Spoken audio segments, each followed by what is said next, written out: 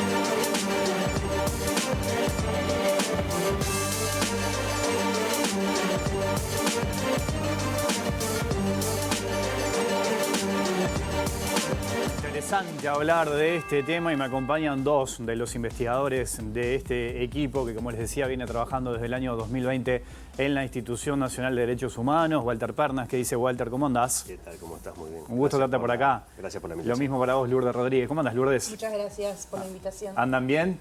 Bueno, ahí veíamos en el disparador, ¿no?, con las placas, algunos datos de lo que se viene haciendo. Vamos a contarle un poco a la gente, vamos a explicarle. Ustedes han aportado, han investigado y siguen investigando temas muy importantes de nuestro pasado reciente vinculados a la última dictadura y a nuestros desaparecidos, ¿no? Empezó en el año 2020. ¿Cómo es el proceso? ¿Cómo ha sido todo este tiempo trabajando? A ver, Walter, empiezo contigo.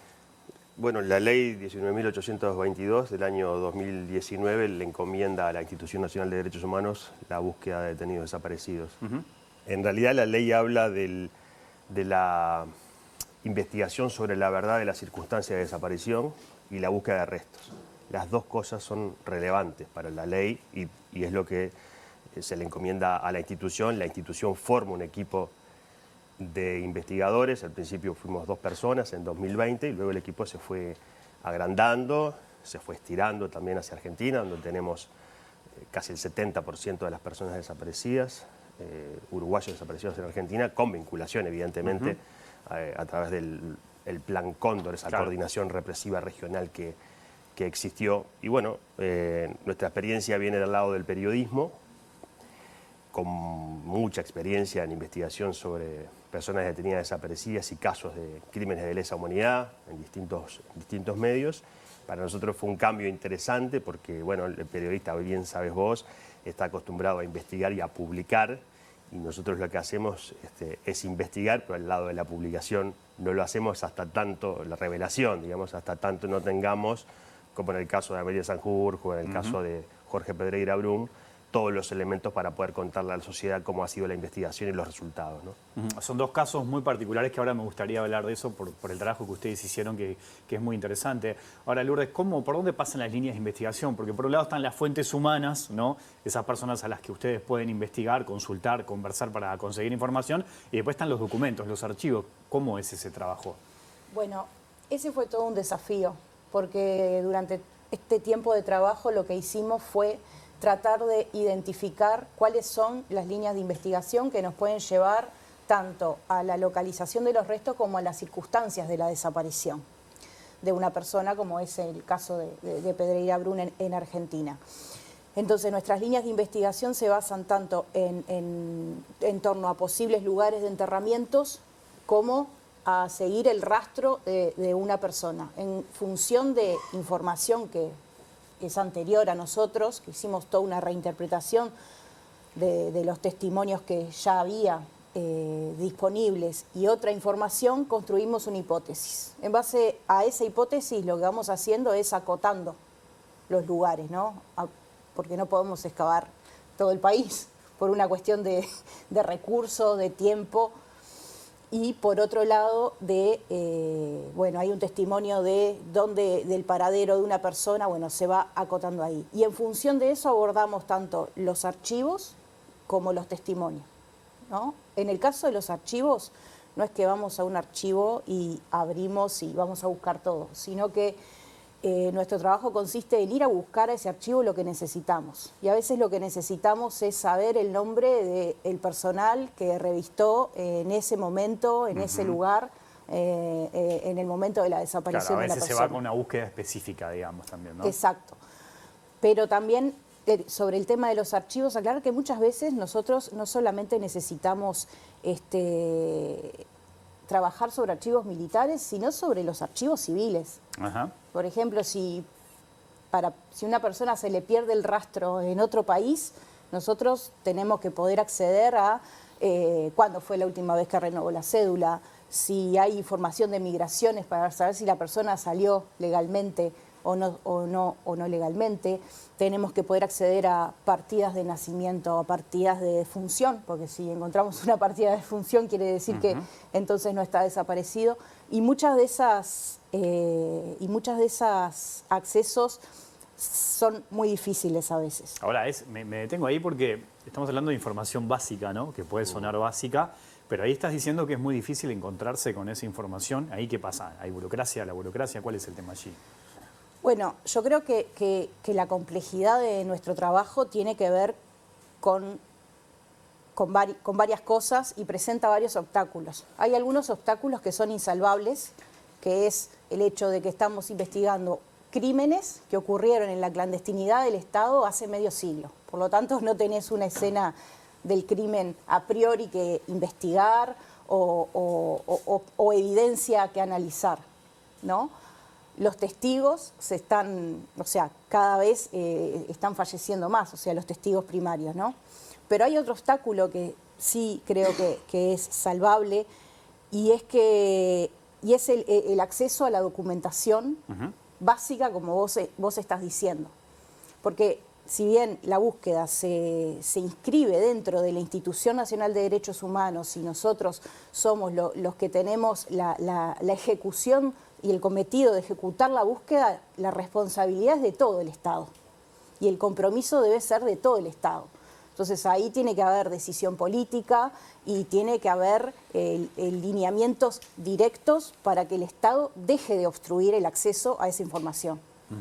Ahora, cuando hablamos también, ¿no?, de los testimonios, los testigos, las fuentes humanas, yo me imagino que ahí debe ser bastante complejo poder llegar primero y una vez que se llega, de que esa persona pueda brindar información. Ahí hay como distintas barreras. ¿Cómo es el tema allí? ¿Con qué se han encontrado? Para llegar a la fuente humana. Sí, y después para que esa fuente después pueda aportar algún dato, ¿no? Bueno, hay de todo. En realidad, sí, llegar es complejo. Y después hay distintas técnicas de abordaje de la persona, depende de quién se trate. Eso es evidente. Si la presunción es que estuvo involucrada, es una cosa. Si la presunción es otra, en el sentido de que puede ser un familiar o puede ser una persona que estuvo en un contexto donde sucedió un hecho criminal, puede ser otra. Siempre es complejo que la gente comience a hablar porque tiene que confiar. Nosotros, además de llevar nuestras credenciales naturales, de quiénes somos, tenemos que acreditarlo. Y eso a veces lo acreditamos. Bueno, tenemos obviamente un carnet, tenemos un respaldo de la institución, pero a muchas personas se encargan de averiguar realmente si somos quienes somos. Y también es cierto que ha sido poco difundido que el equipo de investigación existe dentro de la institución y qué es lo que hace. Por eso también agradecemos esta entrevista. Cuando llegas y hablas con una persona, tenés que ganarte la confianza de la persona. Y no siempre se logra, Entiendo. Es un hecho. Si bien nunca se vio ese documento donde se firma un pacto de silencio por parte de los militares involucrados, los altos oficiales involucrados, es cierto que a esta altura del partido, si vos te fijás, no ha habido una colaboración de esas personas para la búsqueda. Bueno, o sea, por la vía de los hechos uno imagina que ese pacto existe. Digamos, entonces, exista o no exista firmado, claro. Realmente ha permeado que existe y entonces la colaboración no es mayor desde ese punto de vista, pero desde ese lado, digamos. Pero sí hay otras personas que estuvieron en el contexto, otros militares a los cuales hemos entrevistado, personas de civil que guardan parentesco con algunas personas involucradas o presuntamente involucradas, que sí nos han puesto en contexto y han colaborado para que nosotros pudiésemos formalizar proyectos de investigación. Esto es, como decía Lourdes, esto es fuente humana, por un lado, muy importante, una carrera contra el tiempo porque la gente se está muriendo, una reinterpretación de viejos testimonios que se dieron a lo largo de todo este tiempo, documentación que puede obtenerse de los archivos tanto militares como civiles, y con todo eso el cotejo y el cruzamiento de esos datos. Así formamos una línea de investigación pensando, sí, claramente en un lugar de enterramiento, pero muchas veces en el contexto de saber más sobre las circunstancias de la desaparición. Y muchas veces, y nos ha tocado, conversar con familias a las cuales le pudimos aportar mayores datos sobre las circunstancias de la desaparición, aunque no se hayan llegado a encontrar los restos, que en otros casos sí hemos llegado. Ese es un buen punto ahí, Walter, hablar de eso, ¿no? De que muchas veces se busca información para explicar por qué esa persona, ¿no? La desaparición de esa persona y después, bueno, este otro aspecto de la búsqueda de los restos. Ahora, Lourdes, ¿se han encontrado ustedes con el miedo, por ejemplo, de las personas, ¿no? De esas fuentes a las que van a consultar, que no hablan por miedo porque piensan que si dicen algo después les puede caer el peso de la ley también? Te diría que son la regla. Y hoy cuando te decía que hay obstáculos salvables y otros insalvables, creo que el miedo hoy, en este contexto en que está la investigación, es un obstáculo salvable. Porque la ley no solo nos obliga a la reserva, sino que garantiza que la persona, sea civil, sea militar, haya sido soldado, pueda hablar con nosotros y después nosotros trabajar con esa información sin que se visualice de alguna manera de dónde vino esa información, el origen, que no puedan rastrear de dónde vino esa información. Nosotros tenemos cuidado no solamente de reservar la fuente, sino también porque es una obligación, o sea, nos obliga la ley, sino también de cuidar que después no saquen cuentas y el que habló fue fulano. Y creo que eso es fundamental. La gente muchas veces dice, bueno, quiero decir esto porque me voy a morir y no me lo quiero llevar, y de repente lo que le generó miedo fue haber escuchado una conversación entre dos personas que decían que una persona podía estar enterrada en X lugar, ¿no? Y lo otro importante también es que obviamente nos encantaría que viniera una fuente que nos dijera, un testigo nos dijera está enterrado acá o fue a dar acá o hicieron tal cosa. Pero nosotros trabajamos sobre la base de que eso no sucede. De hecho, no ha pasado, ¿no? Ni ha pasado, por lo menos en el contexto investigativo. Entonces, lo que se me fue lo que estaba diciendo. Estamos hablando del miedo que muchas veces las personas tienen al momento de brindar una información o de poder charlar con que a ustedes, veces, en realidad. Claro, que a veces no necesitamos exactamente que nos digan dónde está una persona, sino que a veces necesitamos entender cómo funcionaba, cómo era el funcionamiento y la lógica de funcionamiento interno de determinada unidad en determinado año para poder entender qué pudo haber pasado. Que a veces, por más chiquitito que sea el dato o intrascendente, a veces funcionan por acumulación, porque viene uno y te dice, sí, escuché que pasó tal cosa, y después viene otro y te dice lo mismo, y las fuentes no están conectadas, a veces que funcionan por acumulación. Claro, eso requiere la interpretación muchas veces de lo que estábamos hablando recién, ¿no? De que no solo un dato habla por sí, sino que hace falta un poquito de cabeza ahí, ¿no? Entender qué fue lo que pasó, el contexto y todo lo que vino después también, ¿no? Hay casos en los cuales, por ejemplo, alguna persona señala una detención de alguien en un determinado momento. Y vos hasta ese momento tenés solo lo verbal, o solo esa persona que se aproximó o a la cual llegaste, una fuente humana que te dice, pasó de esta manera. Y muchas veces vos, yendo al contexto de los archivos, podés lograr saber si estuvo detenido o no. Claro. Y a veces es al revés. vos de un contexto, de un archivo, podés extraer datos que te ponen en un contexto y saber por dónde empezar a buscar. Y así, en esos archivos a veces figuran nombres que vos podés ir a buscar y de repente te encontrás con que sí están vivos. Y sí podés ir a tocarle timbre y hablar con la persona, eventualmente, si ella quiere, ¿no? Pero así es como funcionamos. O sea, en realidad no es solo una línea. Es fundamental la fuente humana, tanto como la parte documental. Y de ese cruzamiento es que sale una línea de investigación. Y bueno, algunos resultados buenos hemos tenido, esperamos ir por más y tenemos varios proyectos en desarrollo con el equipo, tanto acá como en Argentina. Bueno, ahora vamos a hablar de eso, me gustaría hablar de eso también. Pero vayamos al caso de Amelia Sanjurjo, ¿no? Que fue muy particular y acá les voy a pedir que le expliquen a la gente lo que pasó, porque el trabajo de ustedes allí fue fundamental. Estamos hablando de un caso que costó identificar, además, los restos, ¿no? Demoró un tiempo, pero en ese tiempo hubo que hacer muchas cosas. ¿Qué fue lo que pasó allí concretamente? A ver, y lo que hicieron ustedes. Bueno, lo que sucedió posteriormente al hallazgo es que las muestras que se obtuvieron del cadáver, de los restos encontrados, era buena, pero no macheó, por así decirlo, con ninguna persona o con ningún, digamos, con ningún familiar que estuviera en el banco de ADN del EAF, que es el equipo de antropología forense. Y eso fue inédito, es inédito en Uruguay, en Argentina no, en Argentina hay 600 cadáveres sin identificar todavía en esa misma circunstancia, pero para nosotros eso marcó un antes y un después en la investigación y eso obligó a detenernos a pensar y a decir, bueno, ¿cómo está el banco de ADN? Pero en el momento mismo del hallazgo lo que sucedió fue que tuvimos que construir una hipótesis sobre quién podría ser o porque... ¿Quién podría ser, básicamente? Los datos primarios correspondía a una mujer, en realidad, ¿no? Eran los datos que teníamos. Sí. Y poca cosa más. Y poca cosa más, sí. Podríamos tener algún dato que surgiera, digamos, de la evidencia forense y en función de eso, por ejemplo, la estatura. Claro. Por decirlo así, tenía alguna evidencia de golpe, por ejemplo. Entonces... tuvimos que construir quiénes podían ser y a partir de esos nombres que sacamos, ir a buscar material genético. El material genético, o sea, los que otorgan posible para una identificación rápida es padres, hijos y hermanos. Claro. Hermanos completos, y hermanos completos, o sea, es hijo de padre y padre. Y en el caso de Amelia había una hermana que estaba fallecida, que ya había aportado ADN y se creía que no había más familiares.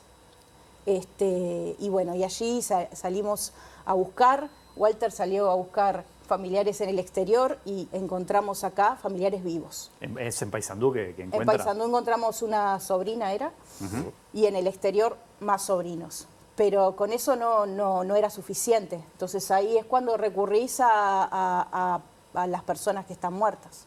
Obviamente lo primero que hicimos fue un esfuerzo tremendo por encontrar los restos de la mamá, porque con el resto de la madre básicamente se podía cerrar el caso y se podía solucionar, pero bueno, los restos no estaban, los habían tirado al osario.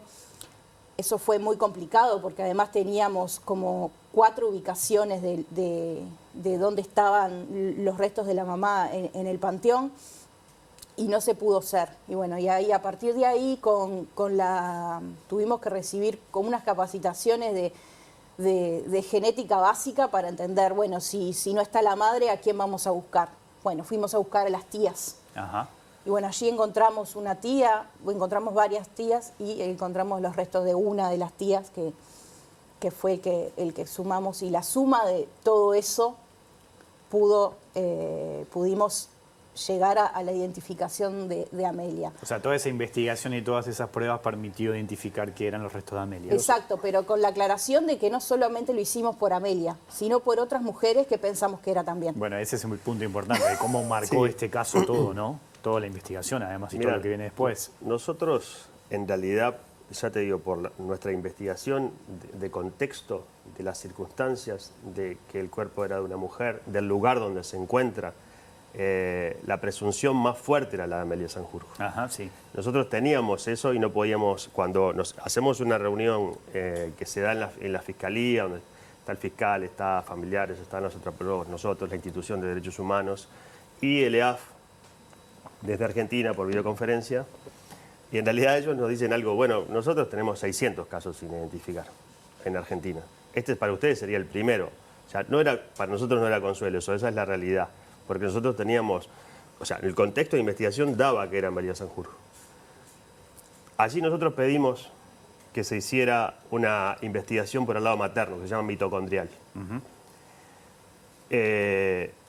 A partir de ahí que el EAF nos dice que sí, es que salimos a buscar y Lourdes decía hacer un trabajo con los cementerios y se logra encontrar tía por el lado materno, nosotros por otro lado encontramos a sobrinos acá y en el exterior, y esa conjunción, como decís vos, es la que da, pasamos el umbral necesario para que el ADN dé más de 99.9%, como se dio.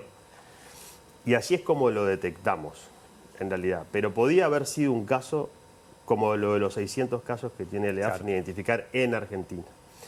Y a partir de allí hay una cosa interesante también, es que empezamos a trabajar en que el banco de datos, el banco de muestras de ADN comienza a crecer, porque como en el caso de Amelia hubo y sigue habiendo, y esperemos acortar esas diferencias, casos de familiares, casos de personas desaparecidas que no llegan al umbral de comparación para que el ADN dé 99.5, 0.7%, 0.9%.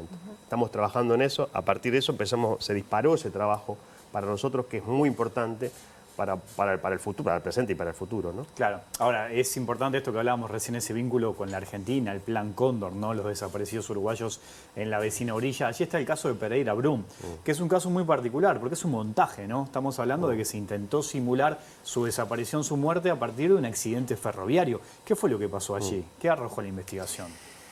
La familia sabía que Pereira Brum, el padre, Jorge Pereira Brum, estaba desanimado, tenía un episodio depresivo en su momento. En ese contexto, de alguna manera, tener alguna información vaga de que fue encontrado en las vías del tren, puede dar para pensar en un suicidio.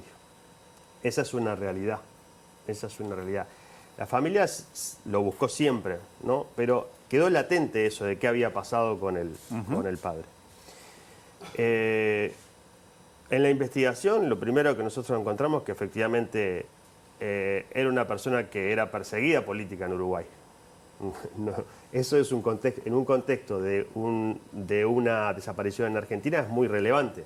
Fue perseguida en Uruguay y aparecen documentos del CID como perseguido político. Era un edil del Partido Comunista de Maldonado, de Piriápolis.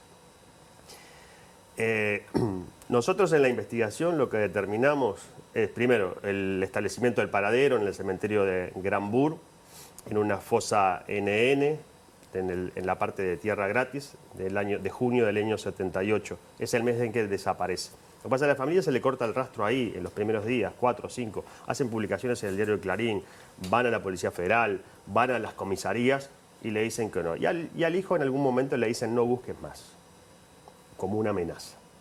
Así es. En la investigación lo que da el punto fundamental, o sea, hay varios puntos importantes. Uno es el hallazgo de las partidas de defunción de NN, pero que era Jorge Pereira Brum, porque hay una descripción de cómo era el cuerpo. Aunque haya un contexto represivo, siempre hay alguien, o siempre no, a veces puede haber alguien que se tome el trabajo de dejar las cosas lo más claro posible por si en algún momento se puede identificar a la persona. Y en la partida de función, en una de las dos apócrifas que hay, se hace una descripción bastante exacta del cuerpo, de la persona. El cutis trigueño, cómo estaba vestido, que tenía saco, el tipo de pantalón, que llevaba mocasines, y hay una parte que dice dentadura en mal estado. Nosotros en la parte de la investigación, cuando conversamos con la familia, preguntamos si hay alguna característica del padre en el rostro que pudiera ser llamativa. Y entonces el hijo nos dice, tenía la dentadura muy mal, porque había tenido una pelea de joven, nunca se arregló los dientes. Después nos habló de cómo estaba vestido. Y todo hacía una coincidencia. Ajá. Por ejemplo, para que veas cómo hay fuente humana y documentación Sí, sí. terminan siendo una alianza para la proyección de la investigación. Y posteriormente, y la clave de todo el asunto, es que nosotros en Argentina, junto a Fabián Kovacic, que es un investigador que trabaja en Argentina, yo viajo una vez por mes más o menos, vamos al Archivo General Ferroviario y pedimos los siniestros ferroviarios de todo el mes de junio del 78.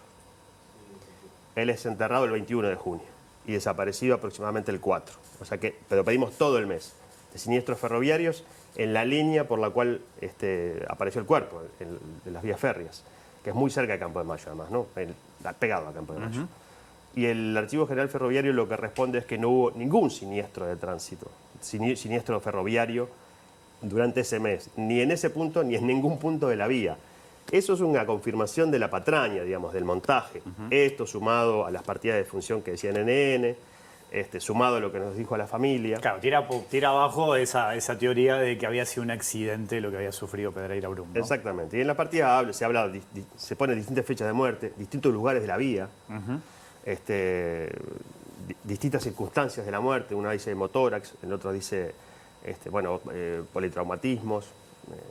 Digo, son cosas que te van aproximando y de esa manera, bueno, pudimos desentrañar que había sido todo un montaje policial y militar muy cerca de Campo de Mayo. Lo que no se pudo establecer el paradero, pero bueno, al pasar a un osario común, después del 4º año, en Uruguay es similar, 4 o 5 años después de que uno está en tierra, se pasa a un osario común. En Argentina pasó eso, bueno, veremos las circunstancias sobre este mismo caso y otros que nos puedan llevar en algún momento a poder establecer dentro de algún osario alguna identificación. Por ahora el EAF no lo está haciendo, pero bueno, son cosas que con el tiempo pueden cambiar. Bueno, hablábamos de Argentina, ¿no? Hablabas de Fabián Kovacic, que es la referencia que ustedes tienen allá en materia de investigación. Vos viajás también, me decías, una vez al mes. Argentina está viviendo un momento político muy particular, ¿no? Con un presidente, con un gobierno que incluso cuestiona duramente algunos aspectos del pasado reciente de la última dictadura en la Argentina. ¿Cuánto influye eso en el Uruguay, en esta investigación, en el trabajo que ustedes están haciendo? ¿Cuáles son las proyecciones que tienen para el futuro? Nosotros tenemos una vinculación de doble tipo. Una que tiene que ver con fuentes informativas, como hacemos los periodistas en general, en este caso como investigadores oficiales de la institución, fuentes de gente que nos aproxima información. Eso sucede siempre y va a seguir sucediendo. Y está la parte oficial, donde nosotros acudimos a las instituciones formalmente. Muchas veces oficialmente no se obtienen todos los datos en las respuestas, pero nuevamente entre fuentes extraoficiales llegamos a personas que también podemos llegar a documentos a través de esta forma. Y bueno, sobre la marcha vos vas viendo por dónde tenés que avanzar. Y quizá en la provincia es un clima más propicio para avanzar, hay muchos desaparecidos uruguayos en la provincia y estamos por ese lado trabajando en estos momentos con distintas líneas de investigación, aunque no dejamos de lado lo federal, incluso de acudir a la justicia, tanto la federal como la provincial, para poder obtener datos y que nos ayuden en determinadas acciones de las cuales se precisa una decisión judicial. Ha pasado y seguirá pasando. Y bueno, ante circunstancias difíciles uno tiene que ser dúctil para poder avanzar y es lo que estamos haciendo. ¿Tienen pensado aumentar el equipo, potenciarlo en ese sentido? En principio se va a sumar alguien en la parte jurídica que es necesaria para todas estas cosas que te estoy diciendo. Y sí, posiblemente el equipo pueda crecer un poco más. Bueno, porque como decíamos al principio, casi el 70%, si no el 70% de las personas uruguayas detenidas desaparecidas han sido detenidas desaparecidas en Argentina, con vinculación con Uruguay, claramente. ¿A vos, Lourdes, qué sentís cuando escuchás, por ejemplo, algunos cuestionamientos también al pasado reciente, de lo que pasó en las dictaduras, que en el último tiempo incluso en la región se escucha bastante, ¿no? Es un hecho. Las personas están desaparecidas, aparecen y creo que a esta altura lo que decimos siempre nosotros es que es una cuestión de humanidad. Cualquier persona que tenga un familiar desaparecido o no sepa dónde está, creo que hay algo de la empatía y de una cuestión, por eso se llaman de lesa humanidad, ¿no? porque cualquiera que conecte con ese dolor de esas familias y de todo lo que, y de que no se va a acabar, ¿no? Siempre ponemos el ejemplo clásico del franquismo, ¿no? Pero un linaje que está asignado por un dolor de una desaparición no va a sanar hasta que las familias encuentren una respuesta. Y esto va a seguir generación tras generación. Porque es un delito permanente, es algo que se sigue cometiendo. Entonces, para nosotros es eso, es trabajarlo como del lado humano. Hay una persona que está desaparecida bajo la responsabilidad del Estado y de un plan sistemático para desaparecer, y es eso. Les propongo una pequeña pausa y seguimos conversando, ¿les Bueno. parece? Ya seguimos, hay más lado B aquí en la pantalla de TV Ciudad.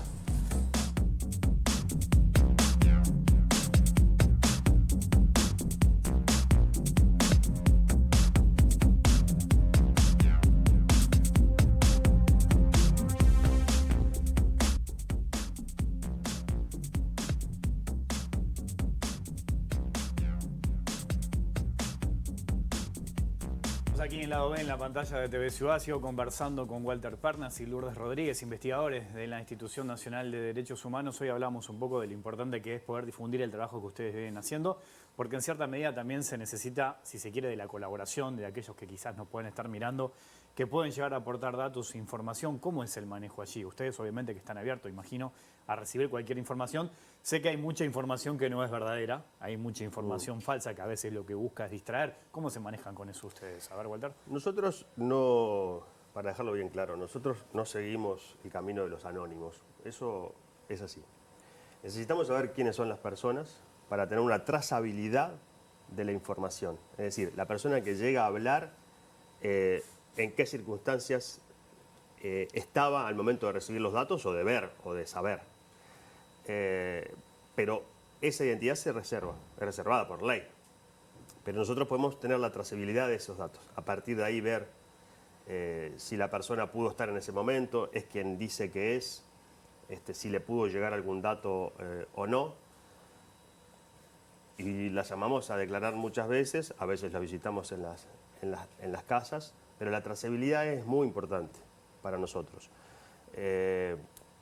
Porque esto es así, muchas veces es como decís, llegan distintos datos de me parece, o una vez me enteré que yo no quiero aparecer, o hay un papelito escrito, y eso muchas veces no te lleva a ninguna parte. Pero sí, por supuesto que nosotros recibimos testimonios de toda la gente que quiera arrimar un dato, a veces por menor que sea, lo recibimos, estamos encantados de recibirlo. Bueno, y también explicamos a la gente que todo esto es muy lento y que muchas veces el testimonio colabora de alguna manera y muchas veces no. Pero sí es importante para nosotros poder, a partir de un testimonio, eso que te digo, marcar la trazabilidad, de dónde viene, quién es la persona, guardar su reserva y tenerla también, si es que sirve el testimonio, muchas veces para poder hacerle otras preguntas que de pronto, y hacerle recordar cosas a la persona que de pronto de primera no le parecen relevantes. Mucho dato de contexto de las circunstancias, aunque no puedan marcar un lugar de enterramiento, como te decía Lourdes hoy. Es importante el contexto para nosotros porque hace a la conformación muchas veces de la investigación de la verdad, de las circunstancias, de la desaparición. Posteriormente podremos ver si llegamos o no a los restos. Ahora, Lourdes, ¿qué pasa con la base de datos, por ejemplo, de familiares en ese La sentido? base de datos de ADN, sí. Y antes de responderte eso, una cosa que quiero sumar a esto de los testimonios que le preguntabas a Walter, es que nosotros buscamos la verdad de las circunstancias, esclarecer las circunstancias, no buscamos responsables.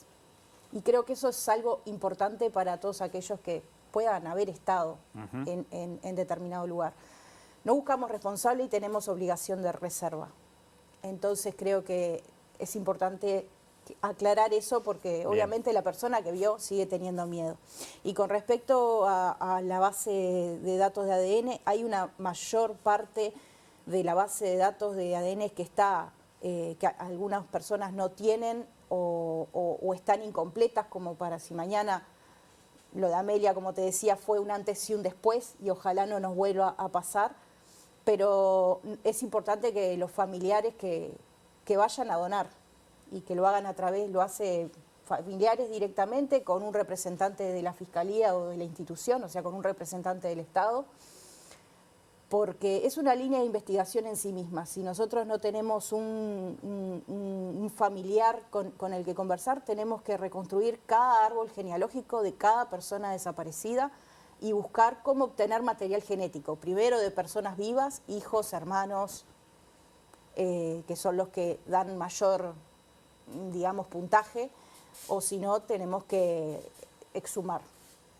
O sea, proceder a las exhumaciones, que la ley permite eso.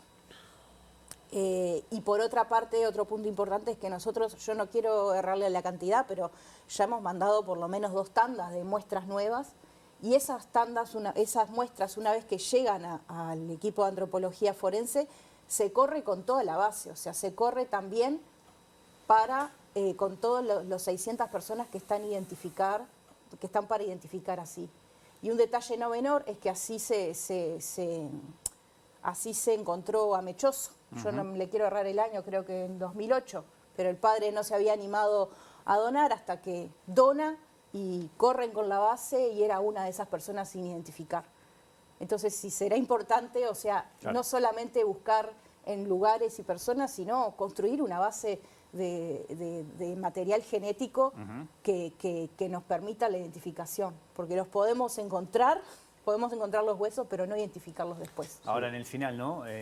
Esto de brindar información que ustedes precisan para poder seguir investigando, ¿cómo hacen para contactarse con ustedes? ¿Es en la Institución Nacional de Derechos Humanos? Aquellos que nos están mirando y quizás puedan llegar a aportar información. El camino más sencillo es visitar la web de la institución. Bien. Me parece que por ahí está todo y uno puede elegir la forma de comunicarse. Creo que sería lo ideal, que se googlea y aparece fácil. Aparte, ahí hay material que se puede ver, pues se puede ver cómo es nuestro trabajo también, para que la gente pueda confiar. Eso es relevante. Te quería decir solamente una cosita sobre el final y aportando lo que dice Lourdes.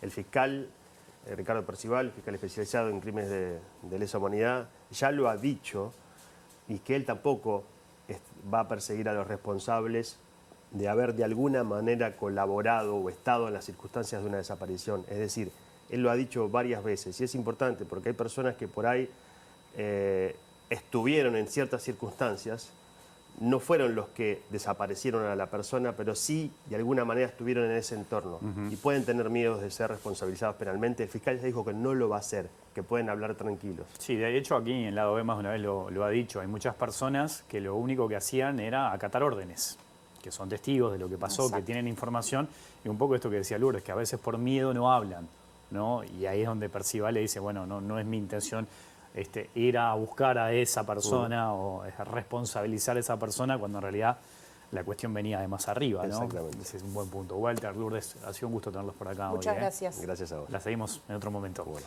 Volvemos mañana a las 20. Que pasen bien. Chau.